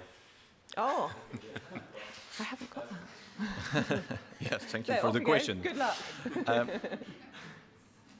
So the question, I mean, inland navigation program, we do not have an inland navigation program. We have, as part of the Horizon 2020 and Horizon Europe program, which is covering all research and innovation in Europe, we have a section for transport. Within the transport section, we have topics which are opened for waterborne activities. And as part of this waterborne, obviously the inland navigation dimension is always considered and always valid. So that's the first message. We do not discriminate. It's not about deep sea, inland waterway. We open up the topics with the idea that it's broadly covering the waterborne. It is also so that we have sometimes specific topics and specific activities and budget which is proposed for dedicated inland navigation activities. So it can also be, and again I encourage you to see in the funding and tenders portal to do a search, very simple approach, make a search of inland navigation so that you can find a topic for funding of a project. I hope I responded to the question. I'm grateful for you taking it. Thank you very much. I have one last question, which is coming from the online community, and I hope that we can find an answer to this, or at least a view on it.